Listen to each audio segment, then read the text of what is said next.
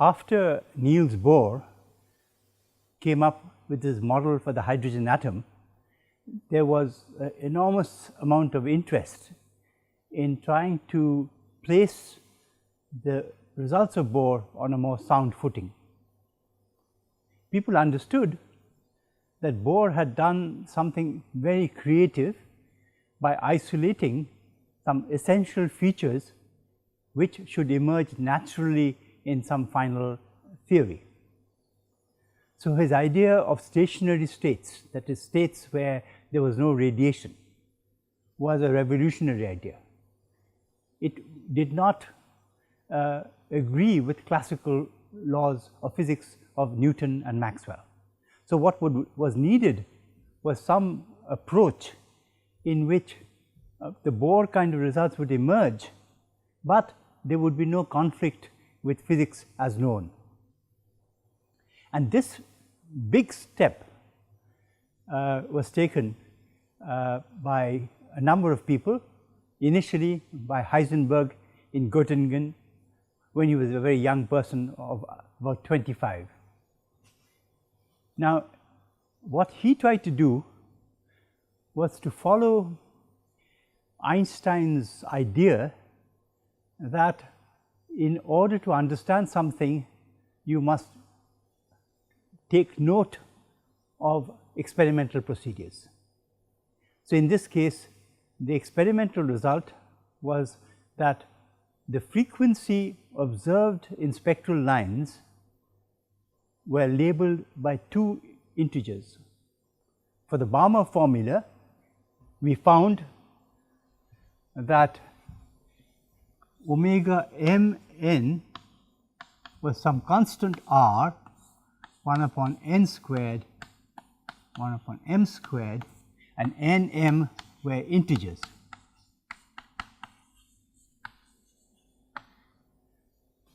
So, the intuition was that if I look at this as an oscillation, then we will have an oscillation with like sine which had omega n m t type of structure. And the oscillator related to this would be an x which had an m n t.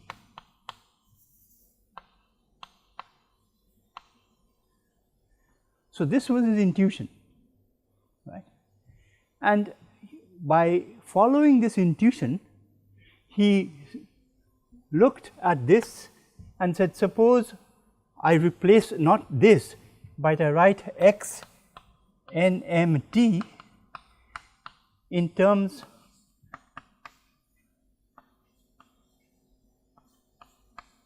like this,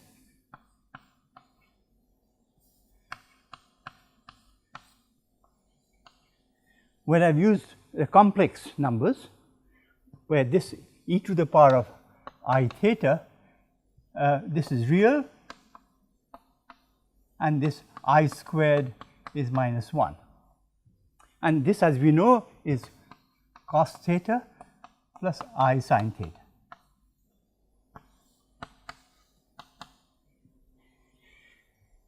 You see, once we have this equation, this idea, then what he did was he differentiated this, and let me put a minus sign there. Then what you find, you get minus I omega n m x n m t. If we now use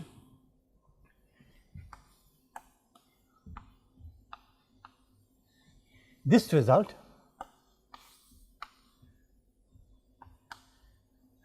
from Bohr's theory, then what you have is E n minus E m Bohr,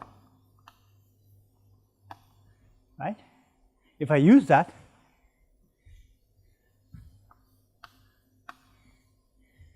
once I use this, then that equation gives you d dt x n m of t is equal to minus I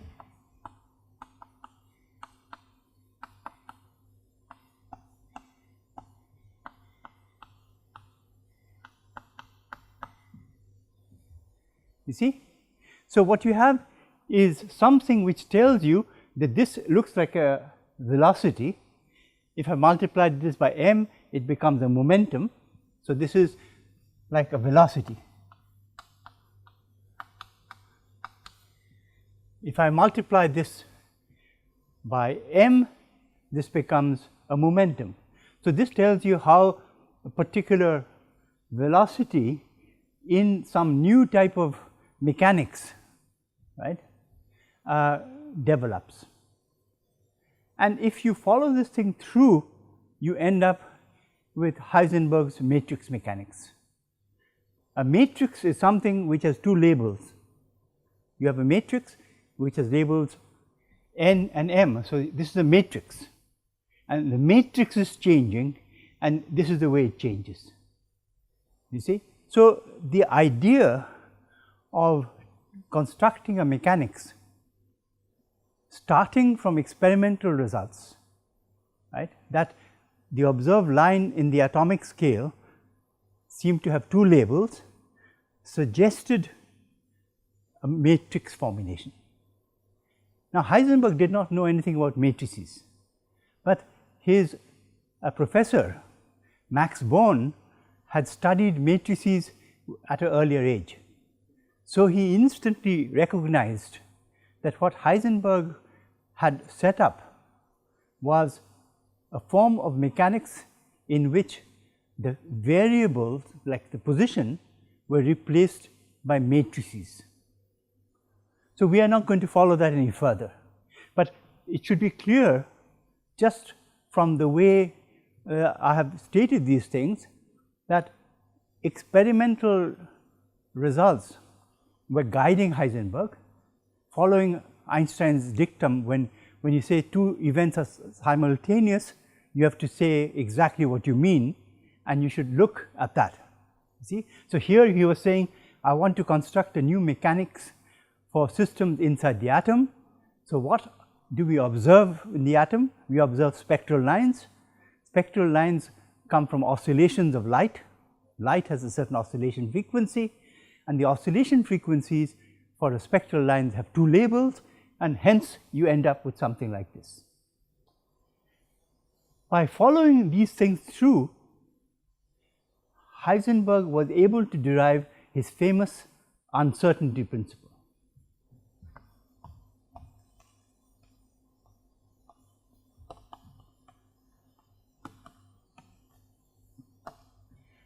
You see, we have already said that for a mechanical system, we looked at one particle. For a mechanical system in which there is a potential function, that means that there is a potential function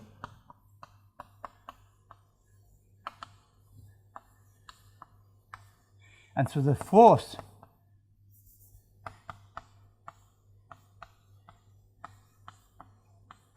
so if you have a mechanical system in which you have m a is equal to f is equal to minus dv dr, for such a system we found that the energy is conserved.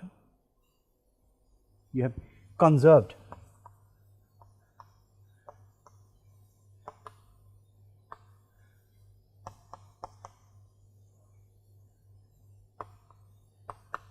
right. Now, something which people already knew was that for certain kind of collisions, there was another conserved quantity, and that is the momentum was conserved. So, you also had another conservation law here, which was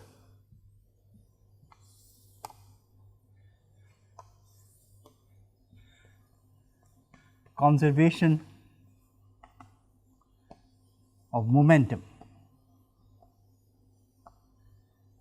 P, right. So, in the kind of theory which one would like to form, it would be good to have these two concepts, energy and momentum, play a significant role. Here you see the energy has already appeared, right. So, the uncertainty principle tells you that there is delta p, delta x is of the order of h bar over 2. Sometimes I will drop the 2, but this was that this is greater than. So, this is the uncertainty principle. What this tells you is that for a classical system, if you have a certain momentum value, then in the quantum version of that theory, there will be a fluctuation around the classical value.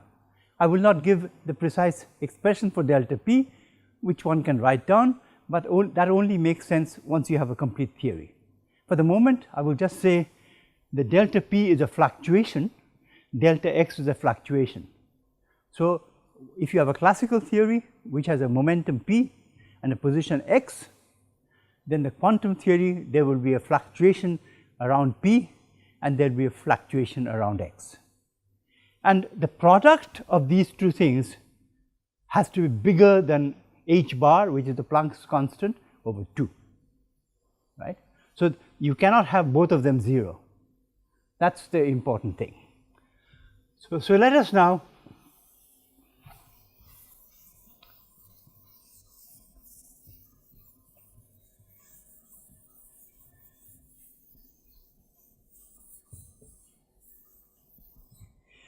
now see how powerful this idea is by looking at the energy expression, which is half mv squared plus half kx squared, and this is the harmonic oscillator.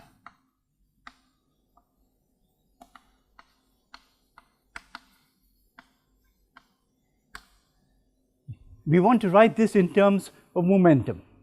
So, we write this as mv squared over twice m plus half kx squared, which is p squared over twice m half, right. Notice that this is the potential. So, the force, so the potential v of x is half kx squared. So, minus dv dx is equal to minus kx, which means the Newton's law will tell you that m d2x dt2 is minus kx, which is the equation for a spring. So, you have a spring which is like this, there is a mass here and this is the equilibrium and this is the shift from the equilibrium. So, there is a spring is pulling the thing back, that is a minus, k is called the spring constant,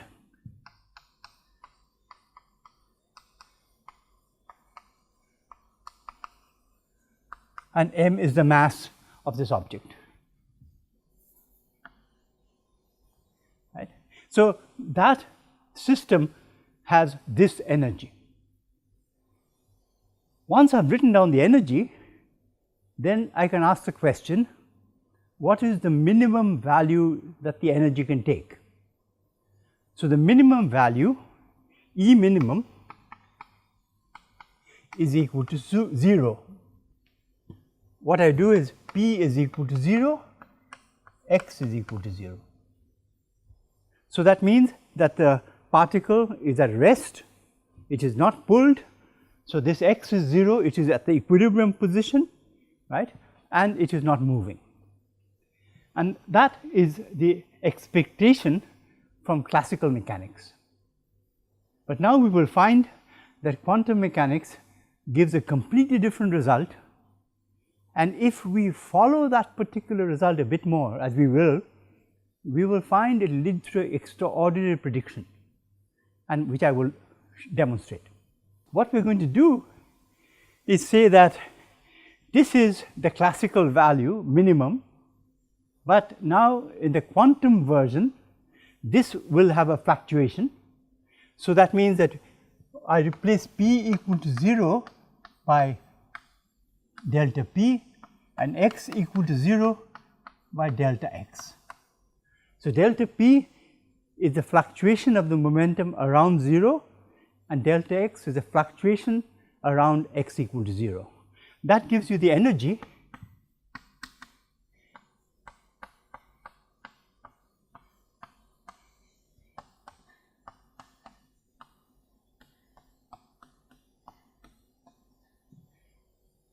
Now we ask the same question, what is the minimum value? So the minimum value of E, which is now depends on delta p and delta x. But you see, there is this constraint which has to be satisfied. So we have to put in this constraint. So what we do is we replace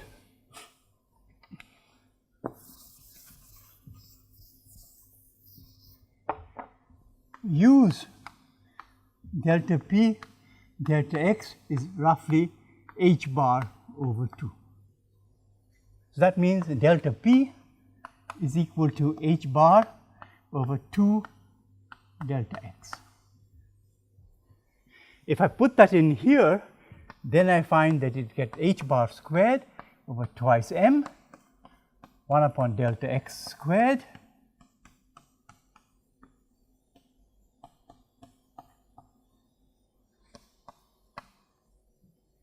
you see. So now you see that if I make delta x go to 0, this becomes huge. Okay? If I make delta x become very large, then this becomes huge. So there will be some in between value for which will make this minimum. How do we find that intermediate value? Okay? So to do that, let me remind you of another consequence, another power of calculus. So calculus we found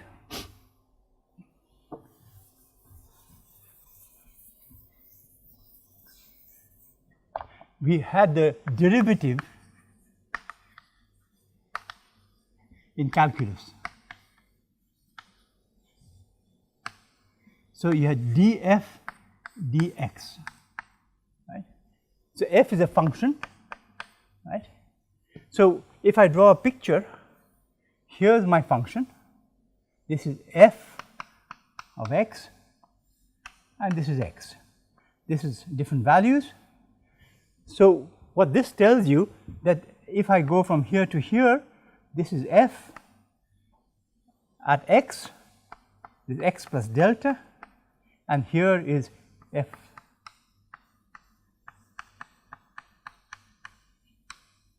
and this is the change, and this is a picture which is only good for young people who have good eyesight and who can see things clearly from a distance. Otherwise, this is very small, but what you find is for this little bit there is a change in f, delta f, and there is a change in x, and the df dx is the ratio which is a tan of this angle. It is a slope. So this is a slope.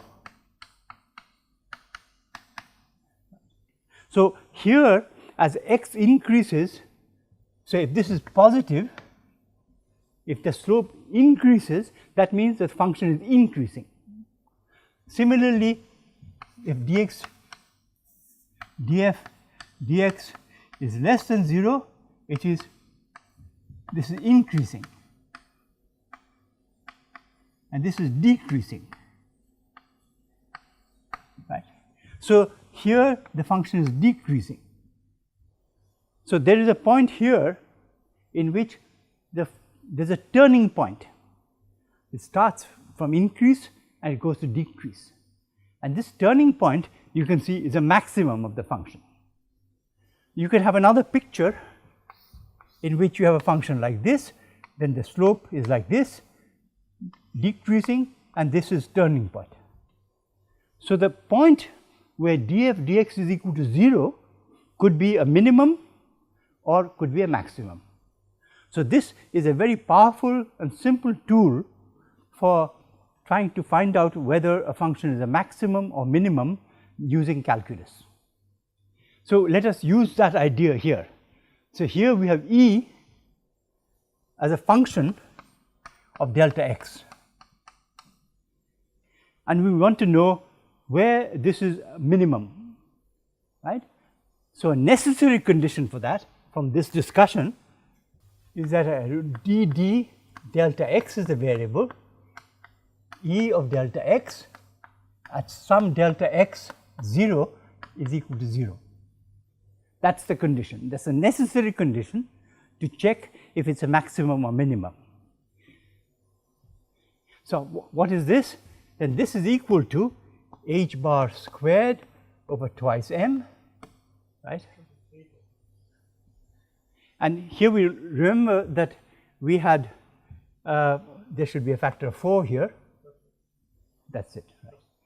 So, what you have, because we see delta p was h bar over twice delta x. So, that is where the 4 comes from. So, once we have done that, then we find that this is 8 here, so that is 8, and then you have a minus 2 over delta x 0 cubed plus half k into 2 delta x 0 has to be 0. So, I should put a line here, right. So, this is equal to this. So, from here we find that this means that h bar squared over 4m delta x 0 cubed with a minus sign plus k is equal to 0, and so what we find is delta x 0, if I multiply by delta x 0 squared everywhere, delta x 0 squared is equal to h bar squared over 4m k. Okay. So, h bar squared, this I have multiplied by delta x the thing, and this is 4, right. So, delta x to the 4th is this. So, delta x squared is h bar over square root, there is 2 here, m k.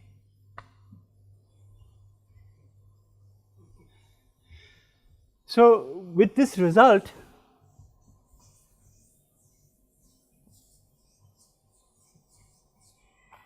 so we have got this result that delta x 0, in order for this to be minimum, this is a necessary condition, that your fixed delta x, it is now a fixed quantity.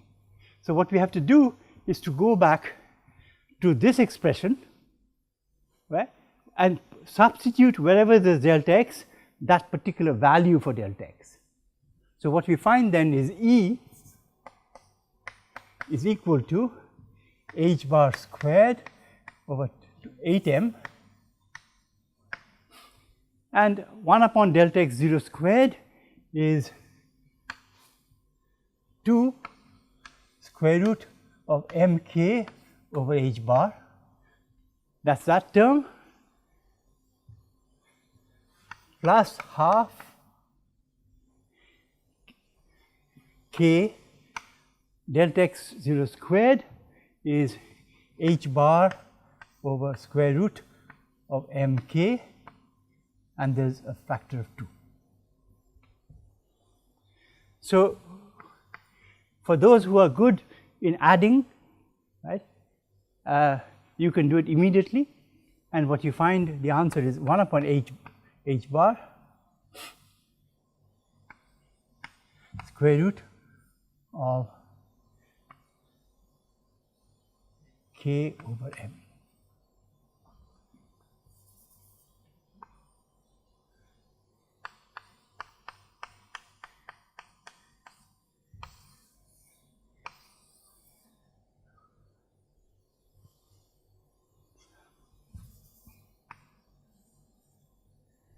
Now, let us pause for a second here.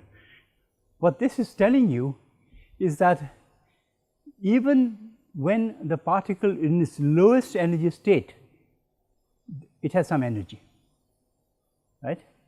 And what is the energy? Well, the energy is this quantity. I write omega square root of k over m, and this is the classical frequency of oscillator.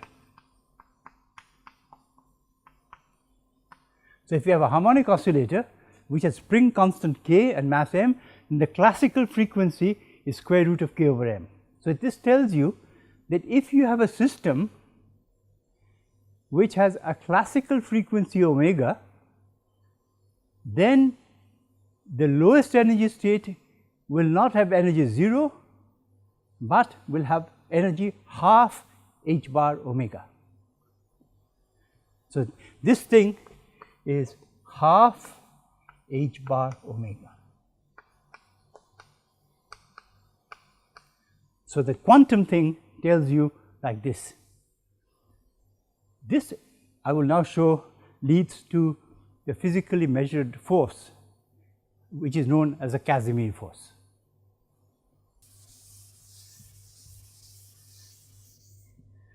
So, let me repeat. The result tells you that if I have a classical frequency, then for each classical frequency, the quantum theory will tell you, the corresponding quantum theory will tell you, there is an energy half h bar omega. Let us look at a string of length L, then the lambda n is L over n, where n is equal to 1, 2 like this, right. And then we know that lambda n into omega n is some c, some velocity. So, omega n is c over lambda n, which is equal to c over L into n.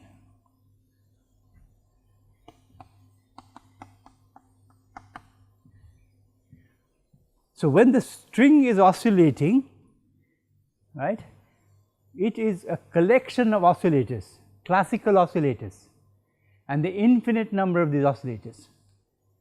So, the energy of omega n quantum is half h bar omega n, which is half h bar c over L n. So, the energy for the whole lot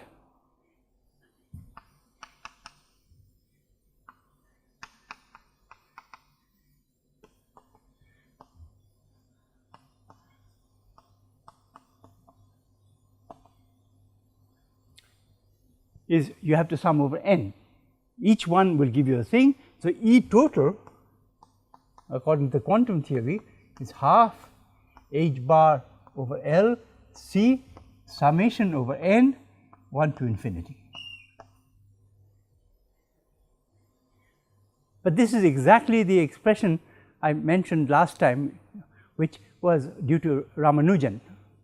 So, it is 1 plus 2 plus 3 plus, that is exactly the thing. But that Ramanujan found it was minus 1 by 12. So, by using Ramanujan,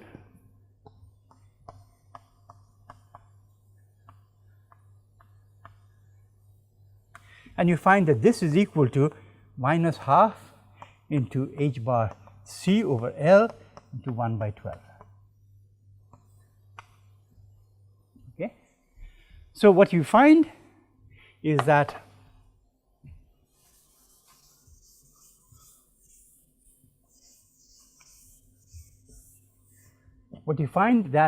E t is depends on L and is minus 1 upon 24 h bar c over L. So, what does this mean?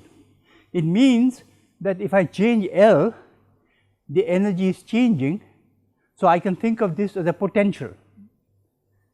So, the associated force is equal to minus del dl, which is equal to minus 1 upon 24 h bar c over L squared, which means that the two ends of the string, there will be force trying to push them together.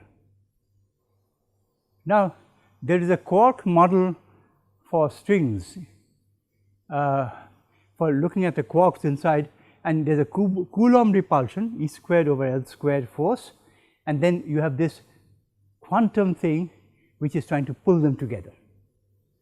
Now, this is called the Casimir force.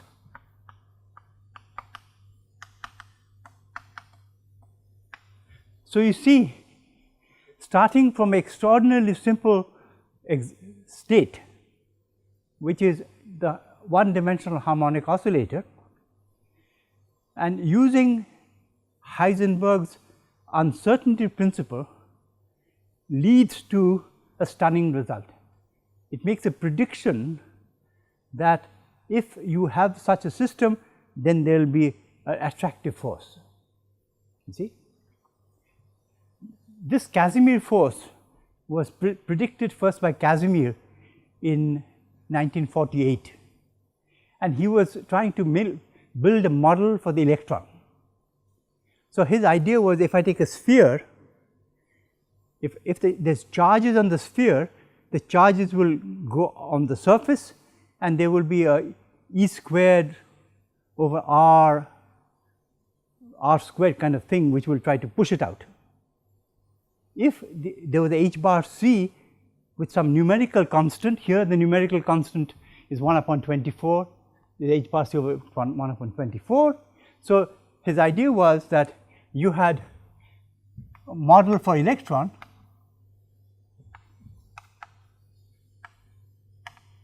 where you have a E squared over R squared type of force, repulsive, you have same thing, and then this is balanced by some k h bar c over R squared Casimir. So, this is electrostatic and that is Casimir. So, if I put them together, then you find that this applies means that E squared over h bar c is equal to k. So, you would get a result for the fine structure constant, and so Casimir felt that maybe it would be like a Bohr model for the thing. Before, Poincaré had suggested a stress. So, why is the electron, if it is a charged object, why is it stable? There must be something which is balancing the repulsion of light charges. The light charges should fly apart. So, why is there some charges, right? And so, this was his idea. He had done the calculation for a parallel plate, but he felt that the parallel plate is not a good representation of the electron. So, it would be good if you do it for a sphere. But for the parallel plate, since he was also the director of the Phillips laboratory, so he could ask people to go and measure. In 1958, Sparnay measured and he found that this was probably okay. There was probably such a force.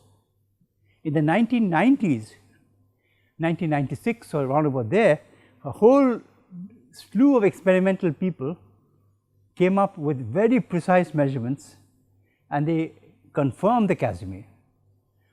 The Casimir is a big problem in nanophysics. As soon as you try to make a nanomotor or anything, whenever you have two metal things, the Casimir force, they join. So, you have to counter this joining, and there are clever ways of trying to do that, you see. But you see then that a fundamental result of quantum theory, namely that even if something is at rest, there are fluctuations, and the fluctuations have an energy, and that thing, if you follow not with complicated mathematics, but by simple reasoning, right, then you end up with a result which, of course, I have used this extraordinary thing, but if you do it more carefully, then it turns out this is a Green's function and there is a natural 2-time thing which is a regulator, and all of those things are technical things. And if you use all of that, you get the same result. But it is much more, what should I say, satisfying to see that a guess, intuitive leap of Ramanujan shows up in the physical world in exactly the form in which he had written it down, right, if you use a very simple arguments. Right. So, this is a feature of quantum theory which needs to be stressed. One final remark about the Casimir. Unfortunately, the dream of Casimir to have a classical model turned out not to work. In 1968, Tim Boyer, who I know reasonably well, he was a student of George Glashow.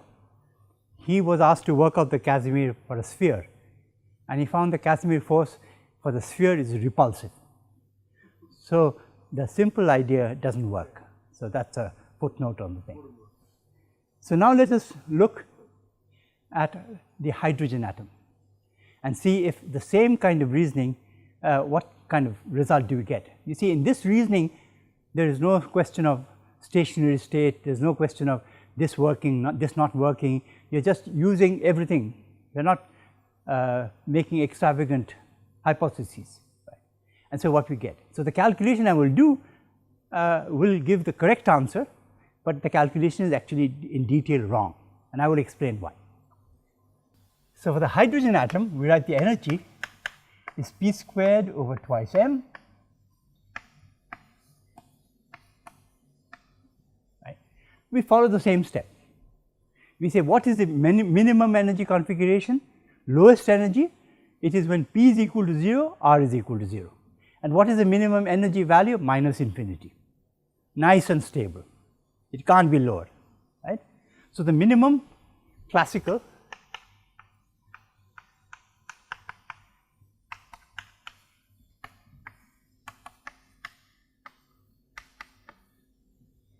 what we do then, we put in the fluctuations.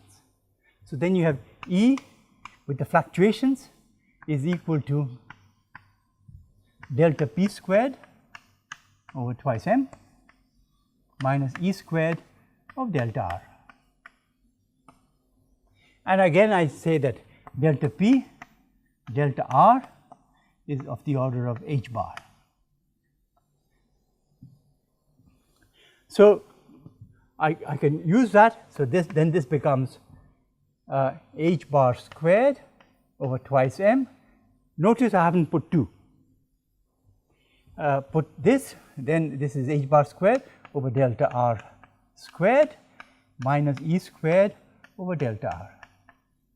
So, this is again E q, a function of delta r, and the uncertainty thing has been put in. Again you minimize.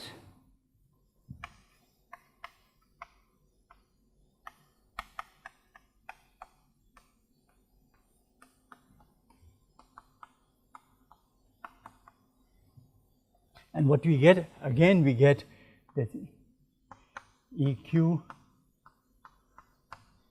is equal to minus h bar squared over twice m into 2 into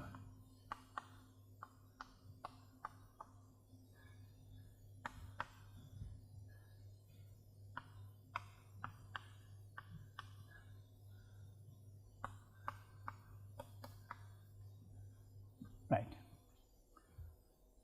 Okay, so this time again you multiply by delta r cubed, and so you get this is equal to minus h bar squared over m plus E squared delta r 0 equal to 0. So, delta r 0 is equal to h bar squared over m E squared. Right. So, again we go back and substitute in this expression.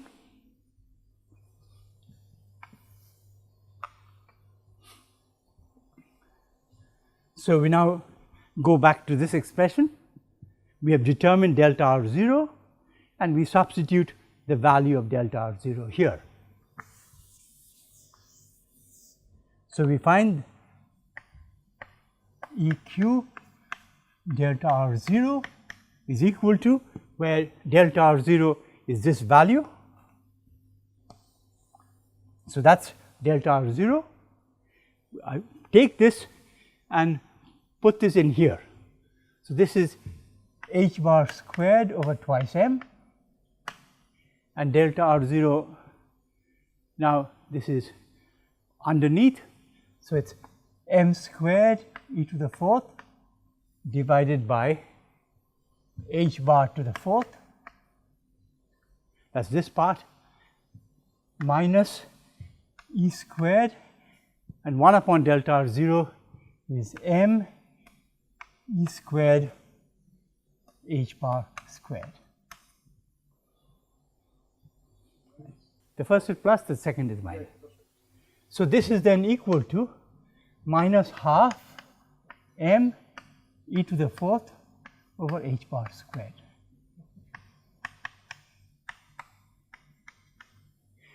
Which is the Bohr result. So, you see, in this result now, we have not used anything about stationary states, we have not said anything about what the transitions are, we have not said anything like this. Okay? So, all we have done is we have used the uncertainty principle as a fundamental principle, and from that fundamental principle we have been able to get a result which agrees exactly with the result of Bohr.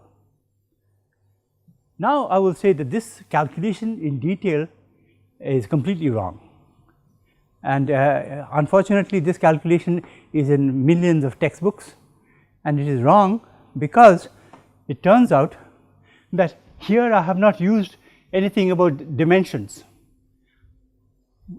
This could be 2 dimensions, 3 dimensions, nothing has been. It turns out that if you have a Coulomb potential in 1 dimension, it is inherently unstable, and 2 dimensions there is a problem, 3 onwards it is okay, but that information is missing here. So, what went wrong? What went wrong was this step. This step is no problem, but this step is, I have just put in the delta r underneath, but really what you have is delta 1 by r, right, delta 1 by r, and then there are sophisticated things called Sobolev inequalities, and then the uncertainty principle written down has to be replaced by Sobolev uncertainty principle, and then you get a refinement, and the refinement has the dimension explicitly in it. There are some papers by Faris where all of these things are worked out, Journal of Mathematical Physics. But nevertheless, the spirit of the calculation is dead right. So, from that point of view, it is well worth presenting. But what you find here is the intuition that determining the lowest energy state is possible by using very simple arguments. To go to the next state, you have to do something more, you have to put in more information, and that is not available at this moment. So, what we have done, we have not built up the theory, we have just got the first step of the theory in position. There are some fundamental things in quantum physics which you can only discuss when the structure has been created. We have not created the structure, so this is the completely unscientific method of appealing to authority. So, the appeal to authority is that people found that in this particular version of nature, a particle cannot be labeled, the initial state cannot be labeled by position and momentum. So, the mathematical people call it, you have to select a polarization. Polarization means, like when you have light, it is polarized, that means there is a certain directionality, right. So, you have, it is perpendicular to some direction. So, here you have x and p, the polarization means you pick x or p, you cannot pick both. If you pick x, then you can find a function which tells you that the probability of a function of a particle to be at some point x is given by psi star x, psi of x, right. In this business, that probability changes with time, and as it changes with time, it tells you how the particle is moving. Okay. So, the interesting feature is those wave functions have to be complex. If they are not complex, a simple calculation shows there is no change in the probability. So, nothing can change with time. So, it is quite interesting that in this new type of mechanics, complex numbers play an essential role. Complex numbers, when they were first invented, were regarded with horror. There was a calculation of Cardano on trying to solve the cubic equation. In the intermediate step, there was something which was imaginary. He kept it quiet, and the final step it went away. So, he kept it quiet. So, slowly the idea of the complex numbers started to be looked at, and eventually quantum mechanics made it absolutely, what should I say, front top breaking news kind of thing, that you have without that nothing can happen. And there was also a geometrical understanding of complex numbers. So, that means if you write down a complex number z, x and y are real, and I squared is -1, and that is a complex number. You could add them and so on, but then there was a simple geometrical meaning, which was I look at my two-dimensional space and I call this the real axis, and I call this the imaginary axis.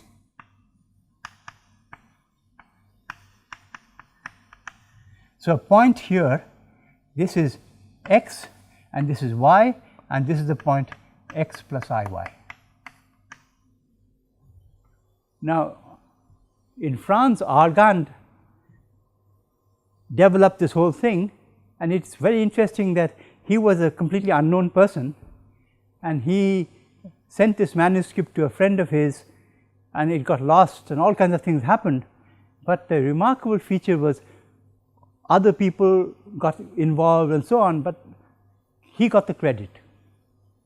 Eventually, when it surfaced, he was given full credit for the discovery of it. So, there are examples like this in mathematics which are very heartening.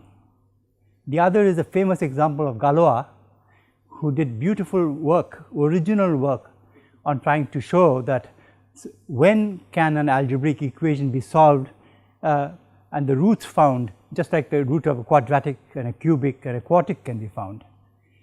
And his thing was sent to Cauchy. Cauchy was a very good referee, but he lost it, and all kinds of things happened. Eventually, many years after he had died, it surfaced, and then it was written and presented, and he got full credit for it. So, this is very nice, that people who had the original idea are recognized for their work. However, the person who wrote it up did not give the complete version of Galois. He did some variation, and much later people have reconstructed exactly his proof. Right? So, what we are doing in these lectures is wandering all over the space, sometimes in physics, sometimes in mathematics, and we are not proving too many things. But what we are trying to do is to give a sense of how understanding something does not require huge machinery. What it does require is imagination and the ability to think about the problem very carefully. If one thinks about it carefully, then very often one can isolate the essential elements of a problem, and once you have that, you suddenly see why something happens, and there is great joy at that moment. So, I hope that as we unfold, we will try to convey some of this joy to those who are involved, but this is an aspiration. So, I think we will stop here and we will continue on developing some of these things further next time.